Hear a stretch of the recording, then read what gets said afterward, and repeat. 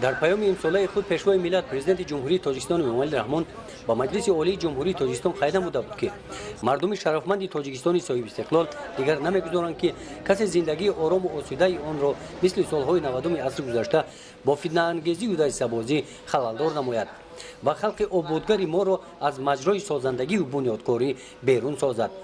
این سخنها در ناحیه فرخار در جمع آمده که با موضوع پیشگیری شامل‌شوی جوانان به حزب و حرکت‌های افراطگرایی بخشیده بود صدا دادند. در این جمع آمد نمایندگان مرکز تحقیقات استراتژی نزد پرزیدنت جمهوری تاجیکستان، نزد اهل جماعتچگی ناحیه فرخار، جوانان و سابقه‌داران مهنت عاید وضع جهان امروزه برآمد نموده قید نمودند که ما هرگز زیرکی سیاسی را از دست ندهیم و برای حمایت امنیت، وحدت ملی، صلح و ثبات، ولایت قانون و آرامی و آسودگی کشور محبوبمون همیشه باید آماده باشیم. جامعه جهانی یک چیزی به تشویش آورده است که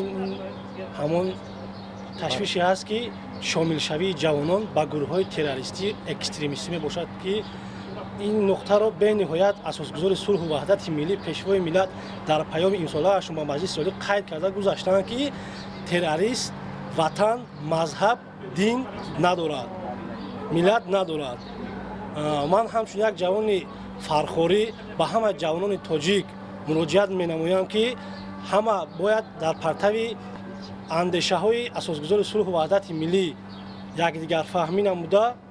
بهر آبادی این سرزمین کمر همت بندیم. در این جمع آمد ساکنان این ناحیه در برآمدشان قید کردند که تروریسم ظهورات دهشتناک و نفرت‌آور مردم گشته است. در مبارزه بر ضد این ظهورات نامطلوب ساکنان این ناحیه همیشه آماده میباشند. گزارش خواجه نظریف خدای نظر ظهورف از ناحیه فرخار برای برنامه اطلاعاتی نوید.